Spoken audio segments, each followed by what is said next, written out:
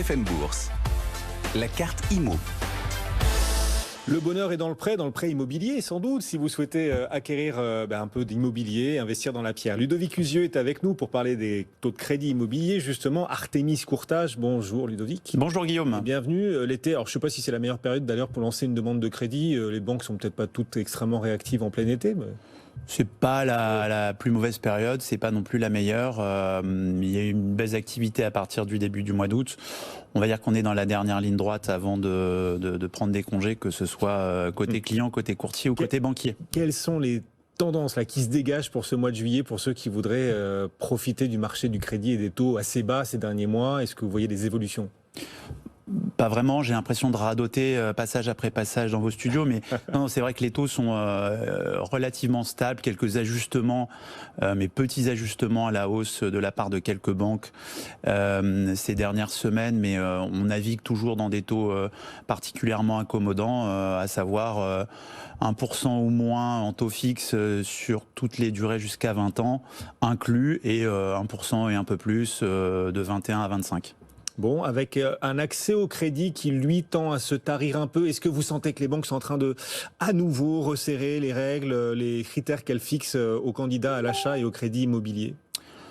On a encore peu de recul, mais en tout cas, le HCSF a parlé. Oui. Ce qui était jusqu'à présent des recommandations vont se transformer en normes au cours de l'été, avec des sanctions possibles qu'on ne connaît pas encore, puisque le HCSF veut faire un bilan de ces recommandations sur l'année passée. Donc on peut entrevoir éventuellement effectivement un resserrement de la machine à crédit. Pour le moment, pas grand-chose à signaler.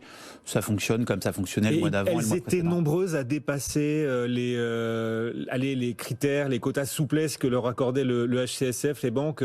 On rappelle la règle, hein, les banques ne doivent pas accepter les dossiers dont le niveau d'endettement dépasserait les 35%, sauf pour une petite part, 10%, c'est ça? 20%. 20%, voilà, c'est ça. Elles étaient sans doute assez nombreuses, ou quelques-unes avaient peut-être choisi de dépasser largement ce plafond de 20% de dossiers au-delà des 35% d'endettement. Est-ce que ces banques-là, qui avaient dépassé le plafond de 20%, vont pas vouloir justement, pour le coup, serrer la vis et limiter leur octroi de crédit au deuxième semestre? Est-ce que ce n'est pas le risque des mois qui arrivent?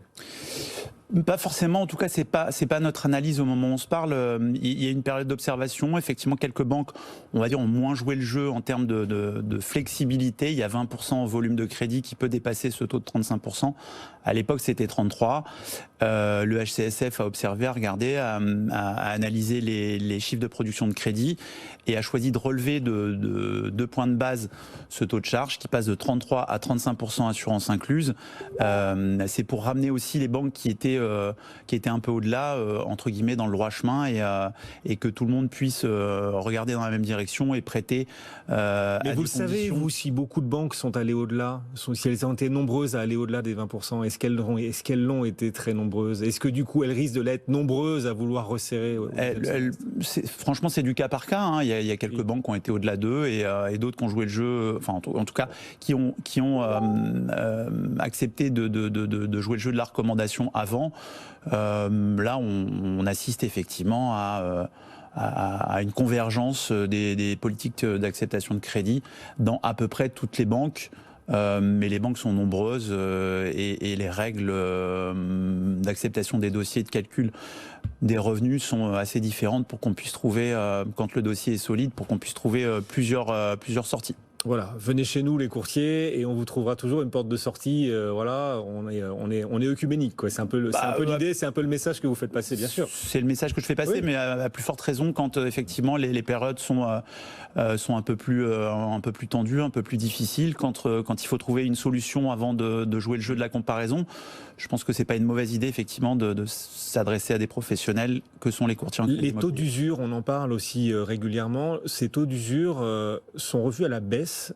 Est-ce que ça concerne beaucoup de gens et en quoi ça les impacte ou ça pourrait encore les impacter là sur la deuxième partie de l'année? Alors le taux d'usure, c'est le taux maximum auquel les banques peuvent prêter de l'argent en termes de crédit immobilier, crédit à la consommation, etc. C'est publié au début de chaque trimestre. Et ça concerne le trimestre précédent. Donc il y a une période pendant laquelle les banques prêtent en faisant référence au trimestre passé. Donc il y a un petit effet ciseau entre guillemets. Le taux d'usure a baissé quasiment de 20 points de base là sur les durées de 20 à 25 ans, qui sont les durées les plus courantes en ce moment sur le crédit immobilier. On est passé de 2,67 à 2,48 en taux d'usure. C'est un peu compliqué, mais ça veut dire que tout compris, le taux d'assurance, le taux nominal du crédit, les frais de garantie, les frais de dossier de courtier ou de banquier, les frais de tenue de compte, tout ça doit tenir dans ces fameux 2,48, et que dans une période où les taux stagnent ou même dans certaines banques remontent très légèrement, ça va mettre à l'écart toujours à peu près les mêmes populations. Les jeunes emprunteurs qui ont accès à des taux de crédit qui sont quand même un peu moins offensifs que des emprunteurs plus vieux avec des revenus plus confortables. Ça va impacter les gens qui ont les emprunteurs ou les futurs assurés qui ont un peu plus d'âge et donc des taux d'assurance plus élevés. Ça va impacter les futurs assurés qui ont eu un pépin ou un accident de santé dans la vie. Et pour tout cela, la solution pour enjamber cette difficulté, c'est de rallonger la durée du prêt ou il n'y a pas de solution ?